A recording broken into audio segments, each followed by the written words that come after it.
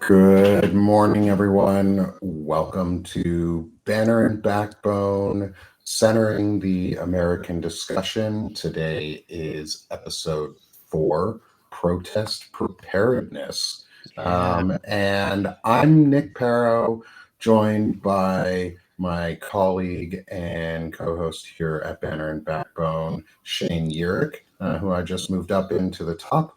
And then we have joining us is our other colleague, friend, and director at Centered America, one of the two directors at Centered America, Sherrod Swaney. And welcome back, Sherrod, and welcome, Shane. Good morning, both of you. How are you today? Doing very well. Good morning. It's great to be on again. It's good. Good day. Off to a good start. And just got back from walking the dogs. Had some rain yesterday. Still smells like not desert here in Southern California. So happy to be here with you guys, and let's get going. Good. It hasn't really rained that much here in Arkansas, but I've been off grid quite a bit for the last few afternoons and doing some detoxing of my own away from the computer, getting some time to myself, doing physical work and doing stuff for myself and my family though. So I feel really good about it. And it's good to get some time off. We all need it. Just a reminder, everyone, take some freaking time off. Like, we rotate troops on the front line for war, like when we're in combat situations. They want to treat this like a combat of some sort. So we then need to see ourselves as soldiers of freedom or freedom fighters, or similar to our founding fathers who were freedom fighters. We go on offense, and we stick to our causes, and we fight for our freedoms. And we don't bow to stupid tyranny and stupid acts of aggression. So this is us helping. This was me resetting. So troops on the front line, get reset. Think of yourselves in that way too. Like, if they want to treat it like a war, treat yourself like you're fighting for freedom, because you fucking are. We all are. And it's okay to take a break, because sometimes we need it. It kind of reminds me of something that I'm doing. I actually did something similar. I just bought this thing called a brick. Not sponsored, but it's this little device, and you use it to lock yourself out of your phone. And you just scan it like Apple Pay, and it makes sure that you can just have different apps blocked so that you can take time to really ground yourself. So what you're saying, taking that reset, I think it's a good thing to have something like that, or just set screen time stuff for yourself so that you're able to kind of actually ground yourself and reset in that way. You guys are... go ahead, Shane. I was just, you guys are like, so you got such better things than me. You're talking about being soldiers on the front line, and I'm like, oh yeah, we got to be better than the fascists. We don't have Pervitin, the meth that Nazis took in World War II, so they never had to rest. And I know the MAGA, they're all on drugs. And then Sherrod's like, oh, I got a brick. And then my brain goes, yeah, you just throw it at your phone. I just, guys, so much. Just smash your phone. Different wavelength than me this morning. I love. Anyway, I just had to add something. Yeah, no, it's like this little 3D printed thing, and it just says the company's called Brick, and you just scan your phone, and it lets you take a little reset. That's so nice, cool. Actually. That's because, like, a lot of times I feel like people don't even have like the ability to like disconnect. It's like, I don't want to be on TikTok. I don't want to open my TikTok, but like, if my friend texts me a video or whatever, I open it up. I'm scrolling now, Yeah. That's cool. Yeah. So like when I'm going to school, I'll have the physical device at my house so that like I can only go back in my phone when I get home. I like that. Nice. Yeah. Like, as a parent too, having things like that for yourself is also really good, because then you're showing good habits to get a punishment when you put a time on your own phone. So it's probably something I'm going to start doing, because I spend too much time on my phone sometimes, a lot of the time. But to teach your kids device safety by modeling it yourself, That's probably the Yeah. best form of parenting you can do right now, especially Yeah. wipers and all this shit become more common and gross. But that is that's our little bit way saying hi this morning to all of y'all. Is do some online protection as we get ready to discuss physical preparedness and online preparedness and just general social preparedness for when you go to protests and to rally events and share and Gavin and the team at Centered America and all that they do, one of the big things that they have been working on is protest safety and preparedness practices and techniques and documents and ways to know how to be set and ready for a protest and to take care of yourself and others around you, and to be patriotic and peaceful while doing it, and showing your pride in America, and your pride in your values and what you're fighting for. So, Sherrod, I want to give you a bit of the floor, and if you have any links for me too, that you want shown up for Centered America's website itself, things like that, let me know, and I'll pop them on the screen so people can also see and read through any helpful docs you guys might have. We actually have a simple one on Substack that I can send in the Fantastic. chat right there. And so that's one I'm gonna read because that was actually co-written by a person that was working with us, Karis Frazier. She's great. She does a lot of like history, goes over history. And she has her own Substack. And we worked together on making this protest safety and preparedness guide for people on Substack. So it's a pretty simple and easily digestible read. And I think that that'll help a lot of people right now. Awesome. Well, let me share the screen with it, and we can give it a look through and read through, and you can highlight where the places you want us to focus in on and we'll stop on places in the document to focus in on things we find important too. So this is my first time reading through it, y'all, but that's okay. But it's important that we get this information out there because Saturday is No Kings 2.0, and the Republicans are afraid. The Trump administration is afraid of No Kings. They're afraid of us uniting and showing solidarity. And that's what we're going to do. But we want to do it safely and be prepared. So I'm going to bring on the screen here is Centered America's Guide to Protest Safety and Preparedness. So take it away, Gavin. Or sorry, Sherrod. It's a morning. Yeah. So before I get into this, I want to let you all know that before you step into the street, to go protest, you have to ground yourself in purpose and know why you're there. Protesting is an act of love for something greater. It's an act of protesting for justice, for freedom, for dignity. And so, ask yourself, what are your goals of this protest? What message or change are you standing for? What risks are you willing to take and not willing to take? And knowing your limits.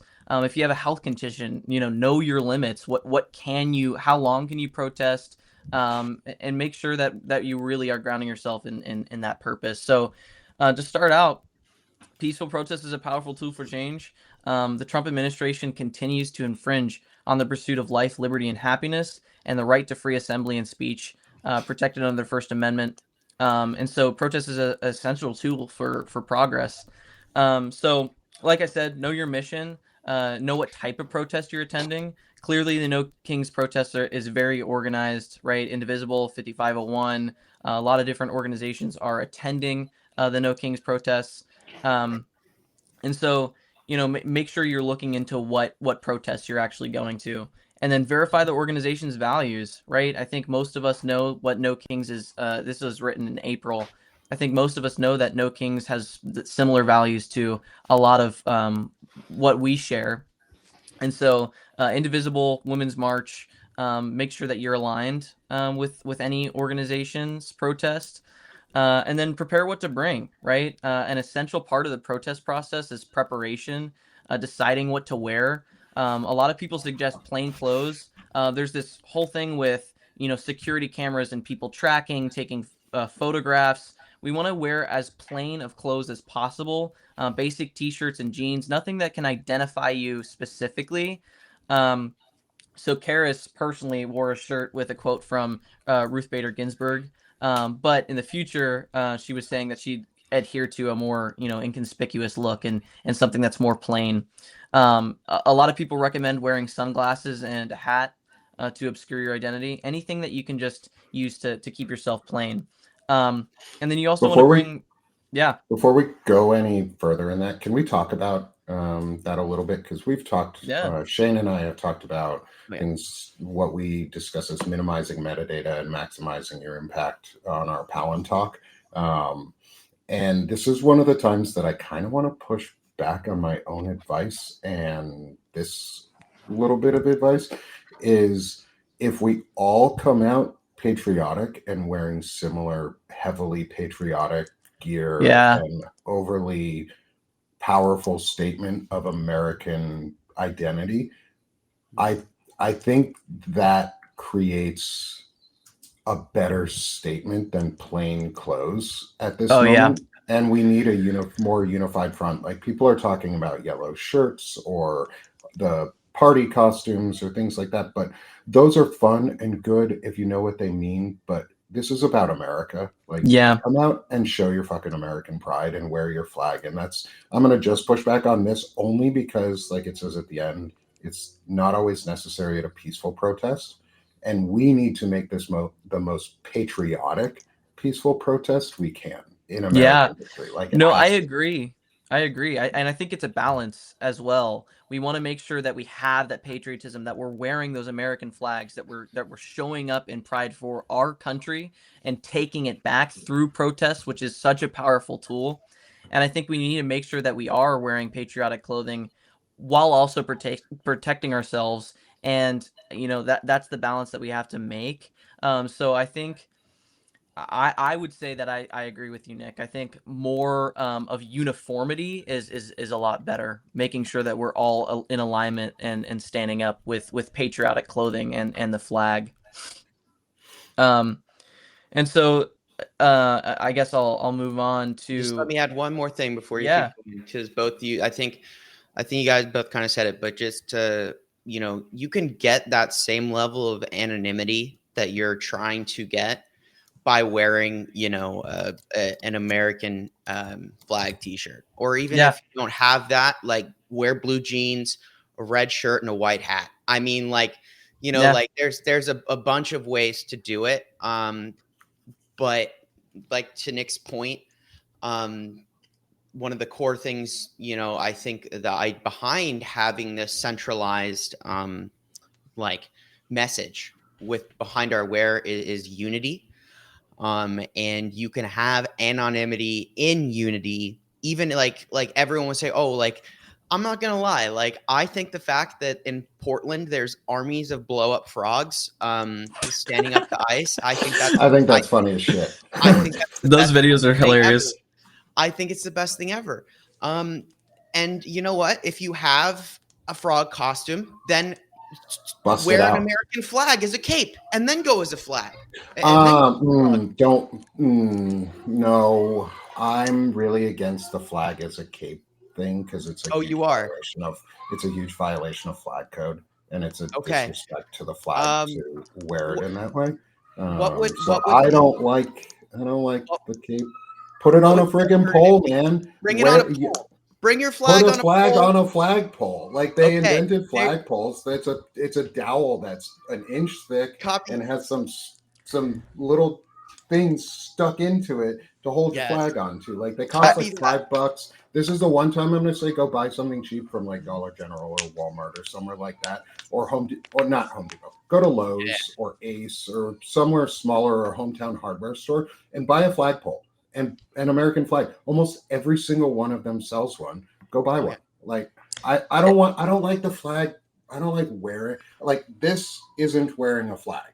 This is wearing stars and some stripes, but it's not a flag shape. It's not a flag design. But wearing the flag just feels wrong. Absolutely. Yeah. No. Yeah. So, but also, I've seen videos of those people in the frog costumes. They are pepper spraying and gassing the inside of the air hole for the costume. So I want to make sure people are aware of that as well. That we don't know what these protests are going to mean for aggression from the other side, from the aggressors, right? And so it's definitely going to be something that we have to think about when we're going to these protests, is having that balance of unity, patriotism, as well as making sure you're protected and making sure that you know your surroundings. Yeah. If you think that there is aggression happening, take that costume off, and because they can use anything against you. Yeah, And then and also someone, before we go on, yeah, to cut in real quick, someone said in the comments, Courtney, is she asked, would flagpoles be interpreted as weapons? And my statement on that is, as someone who flies a flag and has gone to protest multiple protests now with a flag on a flagpole, is I would never describe a flagpole as a weapon. It is an abuse of the use of the pole of a flag, specifically if it's holding up the stars and stripes. Like there's regulations on how those things can be used. Like you can't let it touch the ground. If you're using your flagpole as a weapon, your flag is probably hitting the ground and you're doing something wrong in way different ways. So if they try to use that, your best defense is your patriotism, is the history of the flag, is the documents themselves, the code saying, no, I am using the flag on a pole the way it's authorized under our founding documents and our binding codes of propriety. So use it to your event. If somebody, I'm never going to let them, again, cow me by giving in advance and saying, oh, I can't bring an American flag because the flagpole might be construed as a weapon. Well, no, a flagpole is never going to be construed as a weapon because it would violate flag code to use your flagpole as a weapon. And if they want to go that route, then fight it. Come at me. Come at me, bro. I will defend that to the end, and I bet there's a lot of lawyers out there who would too. So I'm gonna, just to interject on that one before we go any further, is do not obey in advance by giving up your patriotism. Go out now stronger than ever. If everyone's just marching with a flag and a flagpole and waving American flags and singing patriotic songs, shoot at you with non-lethal rounds or chemical weapons, that is going to make the fucking news. And that's part of the point, is it's a statement. Part of the being prepared is you have to understand, like Sherrod said, is there might be consequences of actions. That's why we always say peaceful and patriotic, because you are not doing something wrong by going out and protesting peacefully and patriotically. But if there's violence and things like that, you shut it down, or you make sure that you are not part of it in any way, shape, or form. Yeah, and that goes back to know why you're there, right? Know that in the history books, how will this look? And what will it appear as when you are holding a flagpole, you're holding the American flag, and they are shooting at you with non-lethal rounds, right? That's insane. Of course, that is happening, and I don't mean to say that statement without thinking about what I'm saying. It's just like we are seeing videos of people getting shot. A priest getting shot in Portland. Like, that's insane. So I want to move on to what we're items to bring.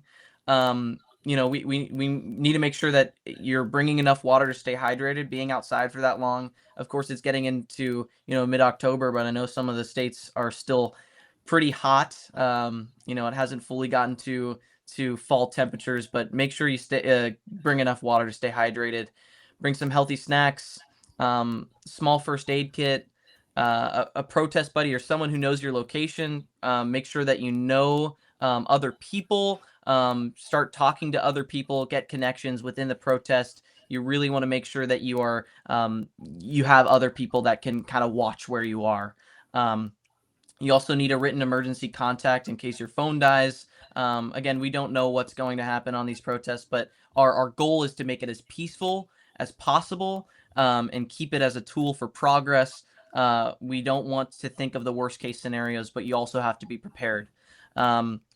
You could bring a mask for health and anonymity, and then cash in case digital options and payments aren't an option. So. And with masks, to be conscious specifically of your state's laws regarding wearing masks in public settings and places, because you do not want to purposely violate the law, even if it's a stupid law. Like, don't go purposely inviting trouble, because they will use, a fascist regime will use any excuse possible to crack down on civil liberties as quickly as possible, which means do not let them. Someone said also bring a whistle. Bring a whistle. Those are good things. Something that can be really loud in case you need to make a lot of noise. And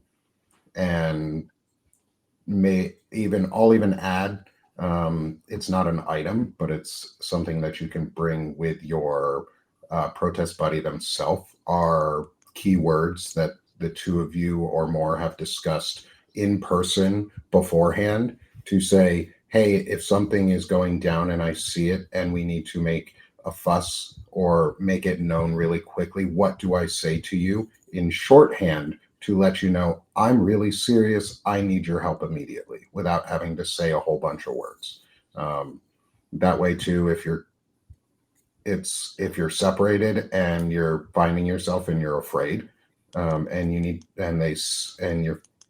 you're in a, like, if you, in the worst case scenarios, if you were to have to hide because you got separated from your friends, you want to know that the person coming into a room has a call and response that only the two of you know, so you know they're a safe person. Like, you have to think about, those aren't items, but they're words. They're preparedness. They are items. They're verbal items that you should carry with you when you're going to protest too, just in case. It's always good to have words that are easy for you to say to your friends. Yeah, and I think a lot of this, like when this discussion is being had, right, and as I'm sitting here, listening to you guys give this advice and everyone else in the chat, is I think the thing that stands out to me right now, and some of the things I've seen in the chat, is just like how remarkable it is that in America we're having a discussion about how to protest safely in a scenario where we're actually having to anticipate a Stephen Miller level response to our free speech expression, where the principles that you have, that you're bringing to this discussion, Nick, with your military background and having that same idea of your head on a swivel and being prepared like you were to go into the days you went out in Afghanistan to make sure all of your buddies came back with you. While it's not necessarily the same, I do think that in a lot of ways, the fact that we're having this discussion at all underscores how important this protest is, because we are, you look around the world, and this is America's part of this global movement of the global democratic backslide that we're seeing all over the world.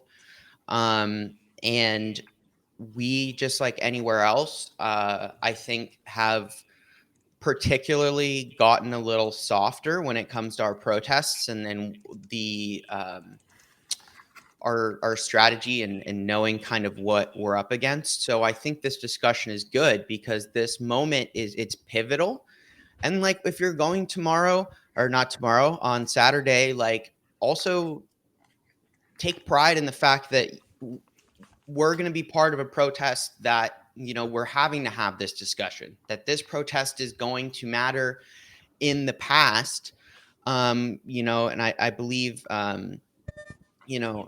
Sherry, you said something along the lines of like how history is going to look back a little earlier, but history is going to look back on this protest, and it's going to be a big one. So let's make sure that we go to this protest prepared to say, when we look back and say, yeah, this was one of the pivotal moments in the history of modern America where people had to really do their due diligence. They couldn't just take going out into the streets and protesting for granted. They needed to have these safe words. They needed to have positions to meet in advance. They needed to be ready to potentially face non-lethal rounds, less than lethal rounds against, authoritarian police who are trying to dissuade First Amendment expression. So, this is all very, it gives me the feeling of historical significance that comes along with preparing for this protest and what we're seeing. Just wanted to add that.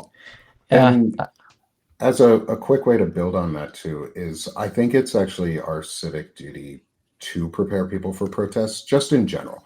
We should always be prepared when we go to protests. And yeah, Shane, I fully understand the thing what you're saying about how it adds a weight to it that otherwise wouldn't be there. And I think going forward, we could make this the norm of how we prepare for protests, even in peaceful times, because then you know how to protest safely and properly, and everyone should know how to do that anyway. As for, there was a question that leads in with items to bring, is somebody asked, how do we prepare for chemical weapon deployments? Bring a scarf or a medical face mask of some sort that you can whip out if needed, but bring a scarf that you don't wear, and whip it out if it's needed to cover your mouth and your nose and protect your face, so that it's very obvious that the only reason you are using a scarf is to protect yourself and not as a way to shield yourself from litigation, because they're going to use it whatever. They're going to try and litigate people, and it's not going to be from small towns in most parts. Like, it's going to be places like LA that, or in big cities, or Chicago, or even Detroit, or Little Rock, or Memphis, or places in Texas. They're going to look to do provocation at larger events. So a majority of Americans are going to have very peaceful protests. We also want to establish that too, is a majority, like 99.99% of Americans will peacefully protest this weekend, that go out, and there will be no incidents. The other 0.0001%, the small percent that could make this a problem, this is where we need to be prepared to on the next step of how do you shut it down. And we will probably get to that, but how to safely shut down instigators from turning it into a mob from a protest. But we'll come back to de-escalation as towards the end of the discussion or later on. I have one last thing before we go really quick, I think, to add that, and I don't know necessarily where this would fit in, so if it goes in better, but I think one of the things, like you said, a lot of these protests are going to be peaceful. The vast majority are going to be peaceful. So one of the things is a phrase I like is, prioritizing impact, right? ICE is going to do the same thing. Homeland's going to do the same thing. They're going to prioritize their impact. At the end of the day, they only have a finite amount of resources, and they're going to pick hot flashpoints to escalate where they can get the most airtime, the best footage, the most advantageous to them. So in a lot of these places, it's not going to be violent. There's not going to be any chance of violence.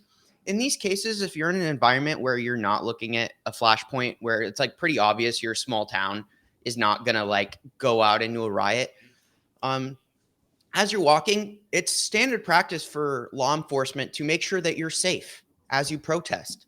And as long as the environment is safe and conducive to do so, like show the people who are protecting you how appreciative you are that they're standing next to you, that they are walking beside you, that they are making sure that you are safe while you express your First Amendment rights. Because I think that right now, Now there's a lot of bad law enforcement, okay? Like there is, like, but there's also a lot of good law enforcement. And the people, like you see this with the police in Portland, how you've seen a lot of examples of the Portland police standing on the right side with the protesters and actually standing up to ICE in a couple cases. So situations like that, as long as it's not, you're not at a flashpoint where like maybe approaching a line of enforcement officers might create a situation. If you can, talk to them and maybe have them bring them into the fold, make them feel like they're participating, build that connection. And it's just overall going to strengthen, the position of your community, because last thing you want in times like this is to be at odds with the enforcement who are supposed to protect you. Even if, maybe the whole anti-authority thing right now, the law enforcement is bad. It's better if we give, roughly, if you're there walking with us to protect us, let's give you the benefit of the doubt until you start shooting at people with less than lethal rounds or pepper spray or tasing people. Assume they're there to protect you because that's what they're supposed to do, and thank them for that. Yeah, no, I agree, Shane. I think that, a rise in law enforcement, you have to stay cautious because tensions could be rising. And we go on in the protest preparedness and safety guide, we talk about that a little bit. But that doesn't mean that all law enforcement are going to be on the wrong side. So you just have to be cautious. Also, it's the difference between the BLM protests and January 6th, which, for the Black Lives Matter protests, over 90% of them were peaceful, and they took advantage of those little hot points to bring that to the media. You can research it. It's over 90% were peaceful, and J6 was completely non-peaceful. It was violent. They attacked Capitol Police officers. People got killed, and so that's the difference between those protests, one for an actual cause, a police brutality on Black individuals, and one that was for something fake, something that wasn't rooted in reality, which is the certification of the election results. Trump saying that the election was rigged. So that's the difference between those, and we have to make sure that we're as peaceful as possible so they can't abuse those flashpoints and make it look like we aren't protesting peacefully. We're not going to this protest to, commit chaos. We're going to this protest to bring justice to what's going on right now. And that's the most important thing that we have to remember. And so I want to get into legal and safety tools as well. We want to make sure that you have resources. So there's the National Lawyers Guild for legal support, and then there's the ACLU Protesters' Rights Guide as well to keep you legally supported. The ACLU can actually help you as well, and you can reach out to them. And so those are really great tools. Nick, I have a question for you, going back to the mask thing. A lot of people in Central America are debating on whether they should bring a gas mask to the protests. And I have kind of been like iffy on suggesting it or saying that they should, because I don't know what someone who has been in the military and has military service would say. I would hesitate to ever advocate for people bringing gas masks only unless, sorry, let me start that over. I will add some caveats into this statement up front. Is if you have a disability that is you have a breathing disability or a respiratory issue, and you know that if you were to get hit with a chemical weapon of some sort and it could kill you, bring a gas mask, because that's for physical and health safety. That is your safety, and it is your right to keep yourself safe, because you have the right to life, liberty, and the pursuit of happiness. That is a fundamental constitutional right that you have. And bringing a mask for safety like that is vitally important. That's your health. Don't let them tell you that you can't have, don't let people tell you you can't have a mask like that for safety if you have a real medical issue or respiratory issue that you could die from it. Most of us, though, do not. If you do not have a reason to have a gas mask, I would hesitate having you bring one, because the what Trump is trying to do and Stephen Miller are trying to do is inflame and incite violence by instigating the need for civilians to come out with more military-like weaponry and tools. They want to see civilians gathered with gas masks.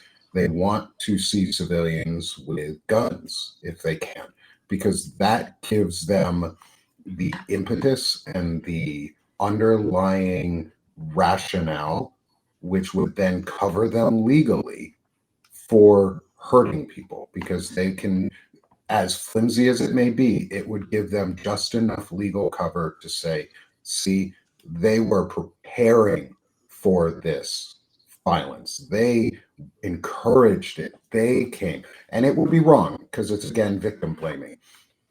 But I'm just saying, don't bring a gas mask unless you really need to. Don't bring things that look militaristic unless you need to. Unless you are in a service and you're wearing a hat or something that says like Army vet, Navy vet, World War II vet, Vietnam, Iraq, Afghanistan, something like that.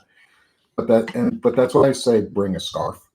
Is bring a heavy scarf, like a any sort of heavy scarf that you can. Put it in your bag and bring that, because that can act as an impromptu face mask and gas mask, and it's much more conspicuous or inconspicuous, and it's much less likely to make you stand out. And that's, like you said, you don't want to stand out, and doing things like bringing gas masks make you stand out, and then it puts ICE or the police or National Guard, heaven forbid, be there, or the arm, or like an active armed services outside of the guard, federal services show up in troops. You want to make it as clear as possible that this is peaceful and that you are there demonstrating your rights, and that you are not creating an environment or escalating an environment, because appearances have power.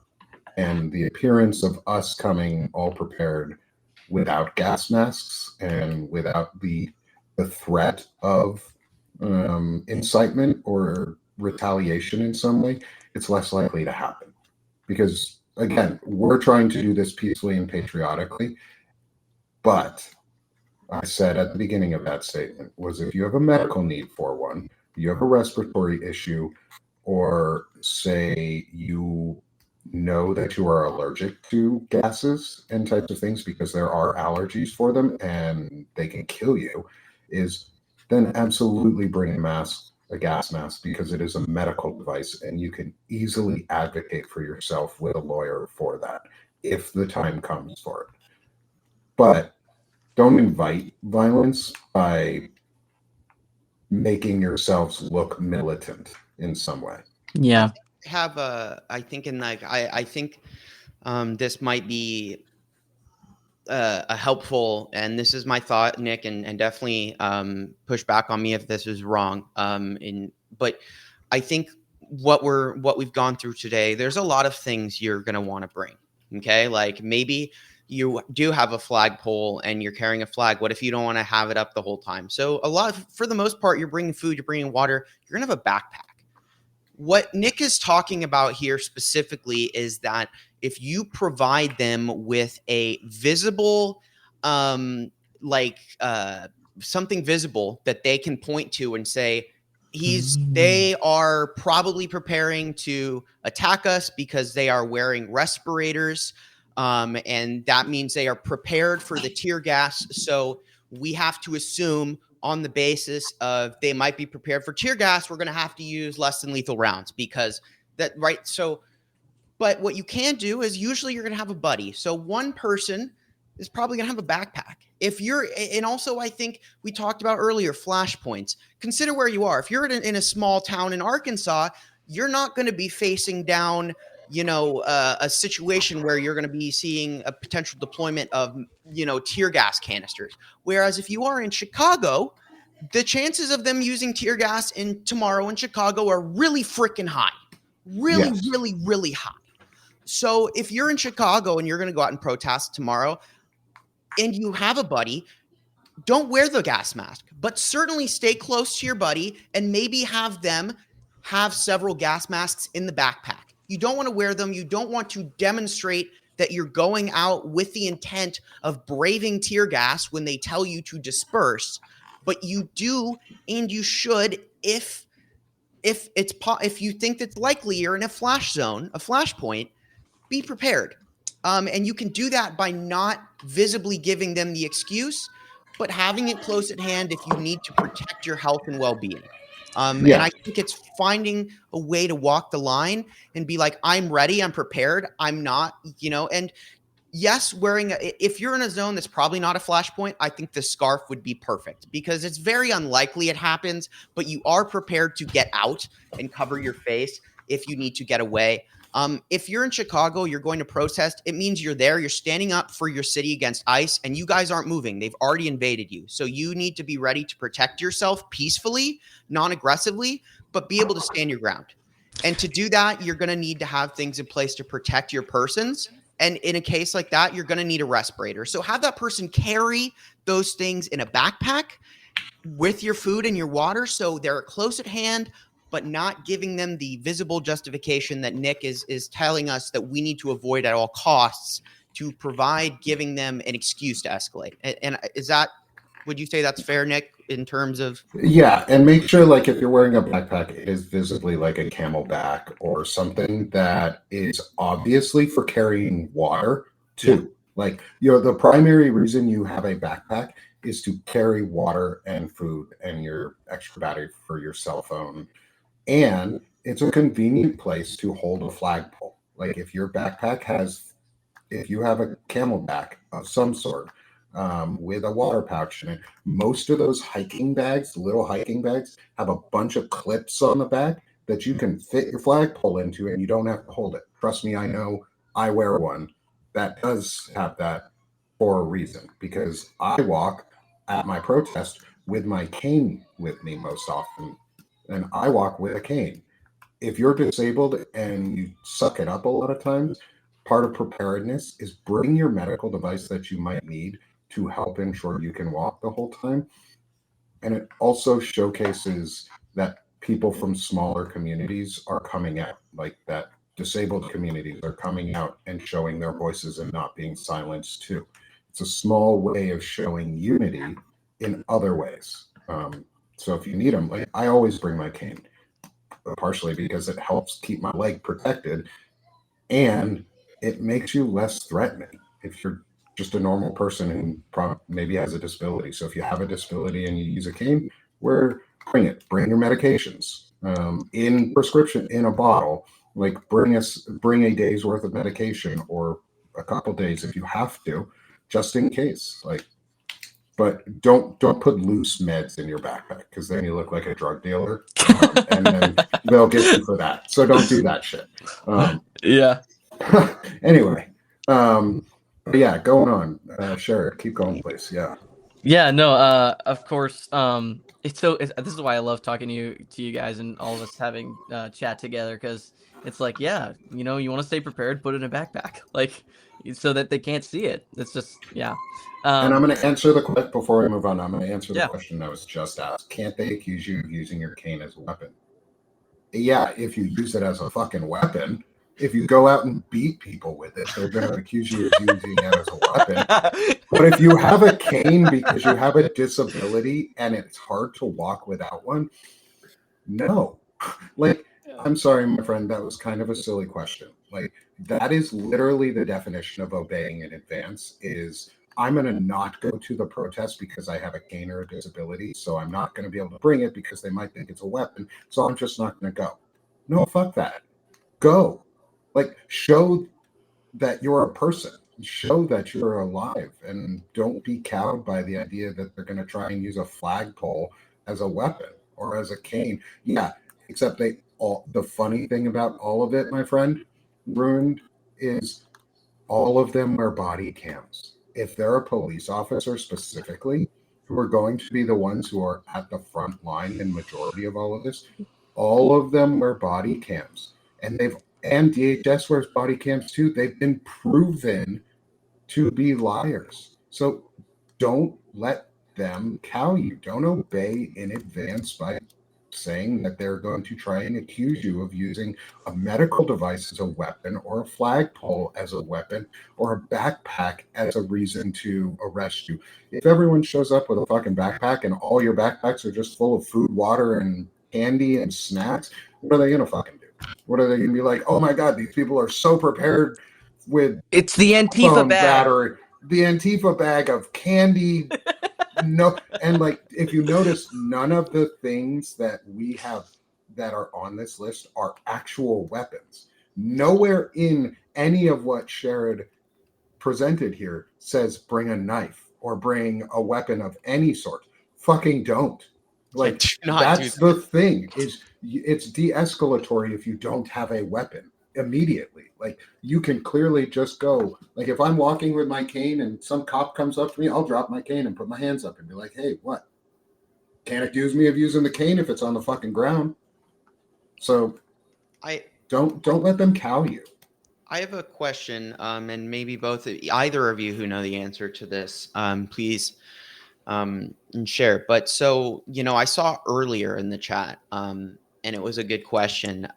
They were kind of talking about what to do if you have a plant who is trying to instigate violence, right? So you are doing your thing peacefully and patriotically, you are protesting, but you see someone who is actively attempting to incite violence or give the appearance of violence, trying to make it appear that there is a mob or something like that. What would you do? What do you do to protect yourself and those around you? So that's why I say make connections in the crowd. Is if you see suspicious behavior, alert those people so that they can de-escalate that singular person. We want to make sure that if they see that person is going to incite or try and incite violence or is a plant, you want to make sure that other people are alerted in the crowd. Your buddies, the people that are going with you to the protest, are alerted so that you can go, if that happens, we're able to just have a bunch of people bring it down, because they can ruin the whole thing for everybody. So if everybody's alerted, they can't ruin it. Yeah, and as a real life example of what this looks like or can look like is at the last No Kings rally. When I went to, in one of the ones that I was at in Arkansas, there was somebody who came with a big ass fucking sign and a bullhorn to try and start shit before the parade even began.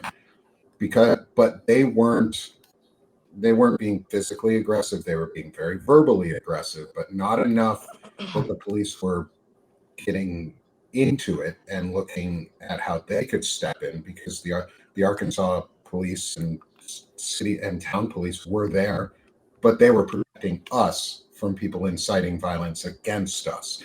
And like Shane said, was we acknowledge them and thank them all along the way. Is if you can, do that, because they probably haven't heard that in a long time.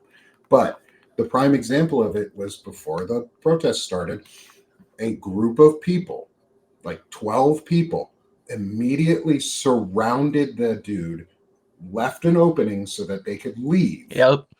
turned their backs to them, and stood there. Didn't say anything, did not scream, did not yell. Well, no, sorry, they did. They got louder than that person to drown out the bullshit noise that they were making, but they did it peacefully. They did it in a way I think they started singing or chanting. They did a rally chant, and that was it. Is you go and you shut them down by being just a little bit louder than them, Mm-hmm. way, way, way less escalatory, like without the anger, because you can be loud without being angry. It's the difference in how you project your voice and how you use your voice to either scream and yell violently or project and show strength and show solidarity. And so use your voices to their utmost. If you have ever had singing lessons or voice lessons or dictation lessons or diction lessons of any sort, use them now when you go to your protest. Be loud, be clear, and always de-escalate. So my suggestion is, like Sherrod said, is have your buddies, find ahead of time, talk to the rally organizers if you are inclined to do so. And if you're able to do so, volunteer to say, I will be, if something were to come up, I am someone who is prepared and ready to non-violently and peacefully stop what might happen by putting my body in front of somebody else's. Make it known to the rally organizers that they have people who are there and ready to de-escalate, because then they feel more prepared too. They feel more secure that the crowd is pre-prepared for de-escalation and not incitement. Like they want to know from the get-go that people are there to say, hey, if something happens, we're going to make sure it gets put down peacefully by shutting them off, by isolating them, by ensuring that they are incredibly far away from the rest of the crowd. If they're trying to incite violence or you see something suspicious, say something. It's the old saying of see something, say something. Now is the time to snitch. If you see something, fucking say something. Yeah, one sentence addition. You're not a good singer. You're not a good. That's okay. Pull a, Stereo Hearts, Gym Class Heroes. Boombox on your shoulders. They're screaming. They're trying to incite violence. Pull out your speaker and blast "Fuck Donald Trump." It just don't whatever song you want. But blast music. Music is. Bob Dylan wasn't a good singer either. He still isn't. Just play some music, and no one can scream louder than a really solid Bose speaker being held right next to their head. So not super close, but just hold it up and play some Taylor Swift, do some, drown them out. And to the final piece of that is, if you are in a position to go live on a social media network, when something is happening, is go live, is document live. Yeah. Like people are saying, bring cowbells. Yeah, cowbells, kazoos. If you have any of them from back in the old World Cup, the vuvuzelas, the sticks that you fucking beat together, and the long ass mini trumpets. Like, if you got that shit, sure. Bring my didgeridoo. Bring your didgeridoo. Well, maybe. I mean, if you want to shake them to death, vibrate them off the playing field. A jaw harp. Bring your harmonicas. Like, what they gonna do if you break out? If they break out in music, like what you gonna do? Like, if you're in the local choir and like your choir is going, or a bunch of the folks from your choir are going, prepare ahead of time with songs that if something were to come out, you guys could all go run over there and sing together in their face, really, really fucking loudly. Like Amazing Grace. Just sing Amazing Grace at these people. Or like anything, just anything super pro-American or fun or culturally relevant that isn't shitty. Like Fuck Donald Trump. Great song.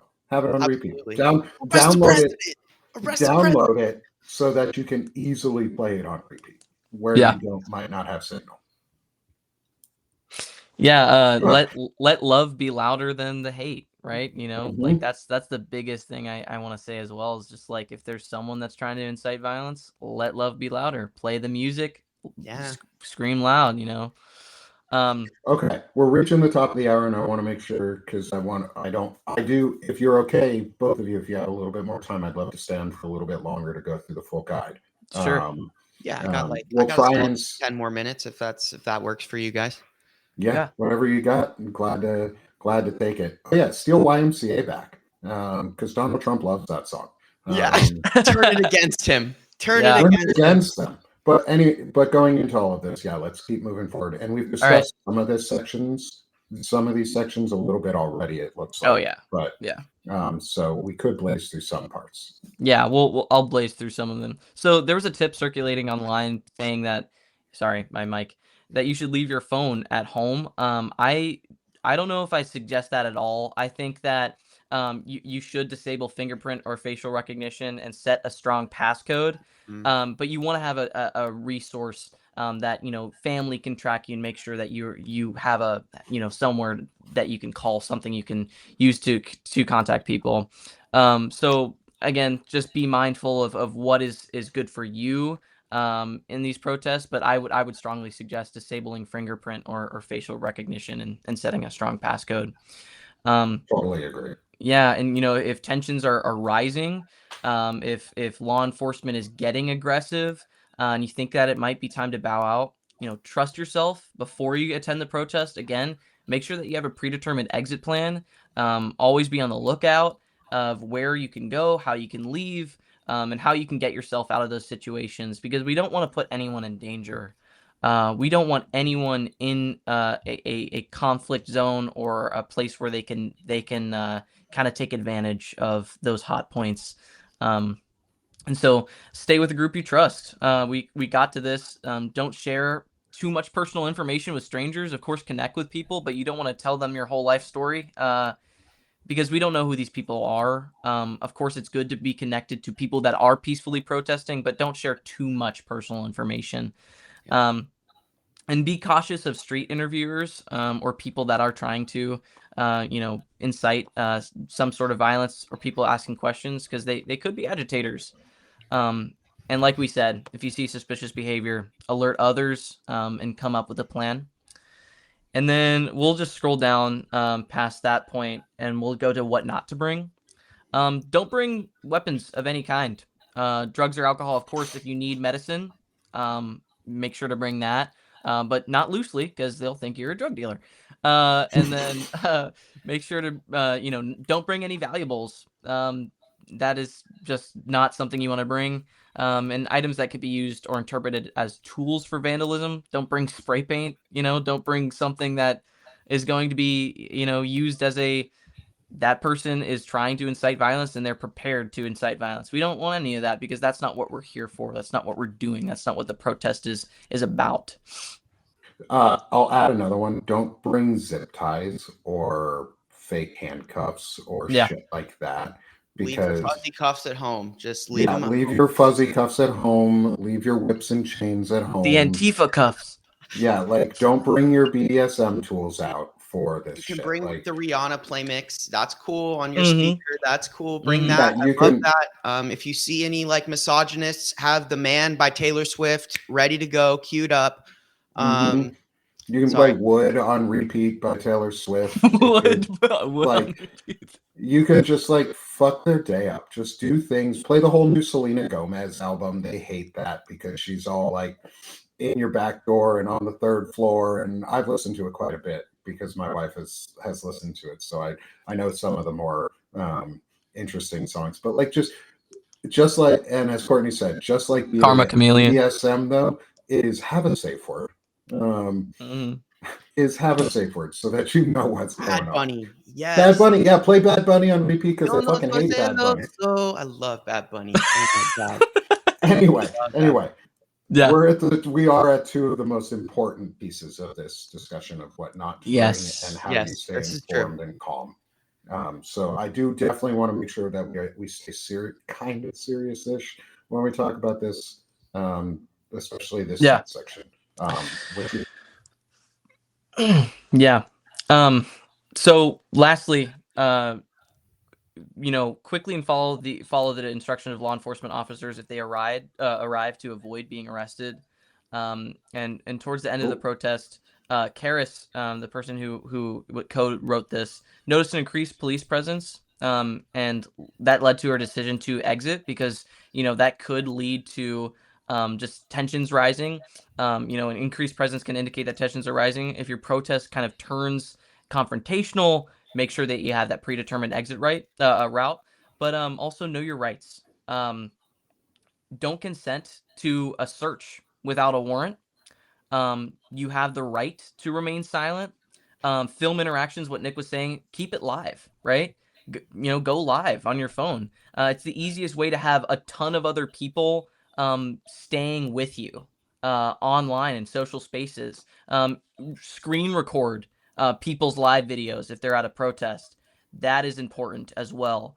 If you are able to screen record and keep that as documentation, it does help people when they are in an unnecessary or unexpectedly confrontational zone, right? And what Shane was saying, this is an unprecedented moment. And even though that we're talking about this protest, it should be the norm that we're preparing people. This is something unprecedented that we haven't seen yet. And we want to make sure that we are staying prepared. Write down or memorize a local bail fund number. Inform someone not at the protest about your plans, like we were saying, and keep phone notifications off or disable social media location tagging. So that's what we have there, Nick. If you want to add something, Shane, as well. Yeah, and Shane, I'll let you add in a little bit more thoughts here because I know you only got a couple more moments or minutes with us. But I do have some stuff I want to add into this. For sure. I think that a lot of this here is like, this is going to, regardless, you got to know that we are still in America, as much as they would like us to think that this is not America in the way that we know it to be true. Stephen Miller doesn't get to dictate what our rights are. He doesn't get to declare what is anti-American, what is anti-capitalist. That is not a position he is in. Everything that has been done is anti-constitutional, and this is still our country.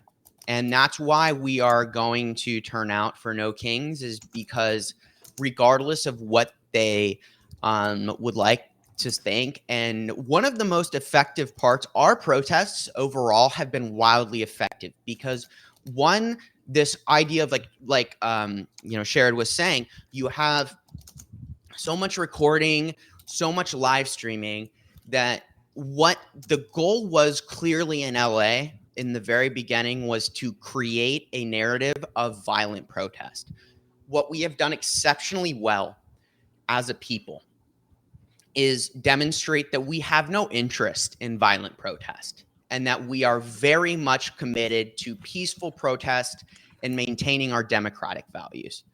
And we just need to keep doing what we're doing, right? Like there is very few examples of the violent protests that they want to claim we are doing, and the consistent escalation is gonna be true. I think another thing Sherrod said is, going back really quick to this unprecedented moment. Something I think we need to highlight now is this is the most vulnerable the regime has been at this point. Like, if as someone who, all three of us who have been closely following the events of this year, daily, in terms of where their pain points are, how strong their position is, this is undoubtedly the weakest the regime has been thus far. And the fact that No Kings is coming up on the 18th, and they're struggling so much to control any form of narrative, and all of these big things are falling through, like their Gaza ceasefire deal is falling through now. Everything they've done has they consistently fail, and we are not failing consistently. We have been steady. We have protested well. And it's really easy for us to continue to do that. Just by doing these things, we can keep doing that. And we just, stay committed to that. It takes more courage to be nonviolent in the face of violence than it does to react. Like, I always think back to the marches of Martin Luther King, and when they were met with fire hoses, and they were met with bully sticks, but they linked arms and they kept marching. And that is what we need to do in this moment. We need to link arms. We need to keep marching, and we need to be defiant. And that is where we are. And I would say that, if anything, in this moment, take heart. As someone who, as we spend our days following this regime, constantly exposing their lies. I think everyone in this call right now would agree that this is the strongest position we the people have been in thus far. Yeah. And we need to keep that momentum going. And lastly, I think if I've just been sitting on this, so I have to crack one more funny before I go, is if you want a really good example of what not to do, go and watch the movie Hot Rod. And there's a scene, the end of the movie, where they're all singing, and then it suddenly turns into a riot. Just don't do that. If nothing else, just go to YouTube and Google Hot Rod, like riot scene. It's just I just love that movie. It's one of my favorite movies ever. I'm plugging Hot Rod. Also, go watch Hot Rod. Everyone needs to laugh a little bit. So it's super good. But I thank you guys for having me on for this chat.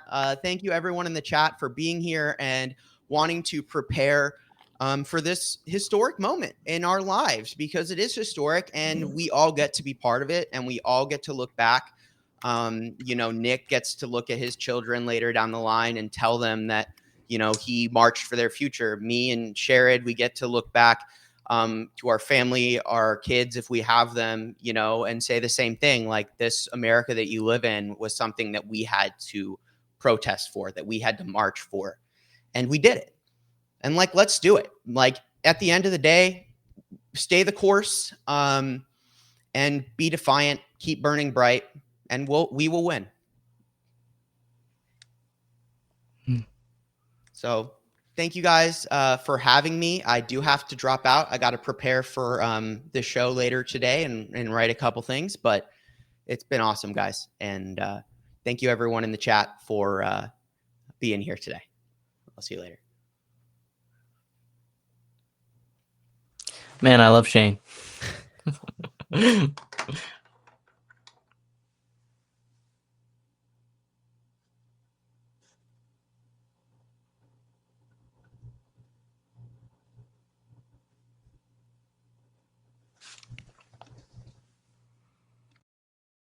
Still live.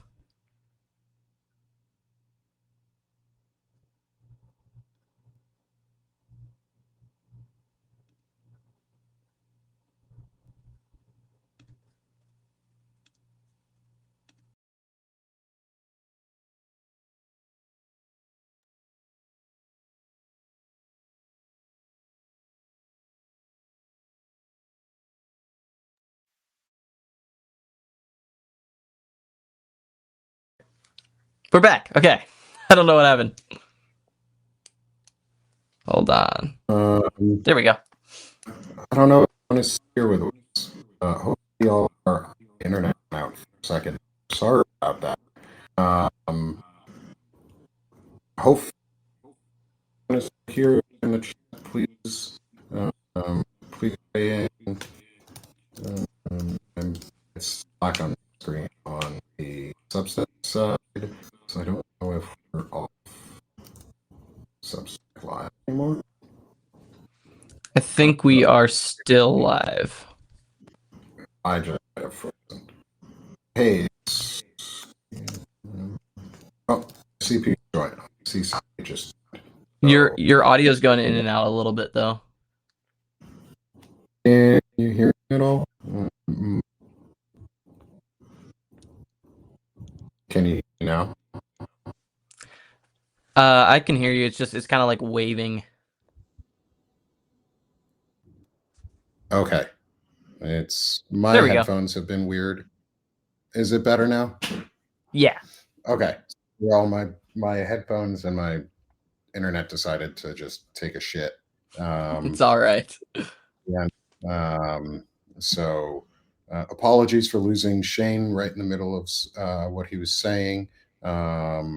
Glad you are all still with us, though. I wanted to close out the conversation or start wrapping us up here. But the big piece was filling in on the emergency preparedness part. I just wanted to also say is if you're a larger platform and a larger creator or a creator on platforms, it may be harder to limit exposing location, because you're more likely to say something about where you're at and reporting from, where you're live from. So some of these suggestions are more pertinent to those who are not creators, and not planning on being creators in any way. It's ways to keep yourself more anonymous, or disabling the phone notifications and location tagging for those types of notifications. Those definitely, but don't be afraid if you're a larger creator to talk about where you're actually reporting from, Yeah. because otherwise it doesn't actually have a lot of meaning. Like, that's one of the reasons I will say when I'm at my rallies which one I'm at, or roughly where I'm at, so that I can say that I'm participating, and people who know me will be able to find or follow me. Um, but if you're just a normal person who's not planning on creating, just going out there to do your civic duty and being a citizen or participating in the democracy, is definitely don't announce your locations. That's a big emergency preparedness, is keep yourself protected as much as possible, unless it's super obvious where you are, because the historic landmarks or things, or very visible landmarks around, and then it's really hard to protect what you're saying if you're going live, just on other events. But you can do little things. Minimize that metadata, for those who don't want to add extra data points that can be collected.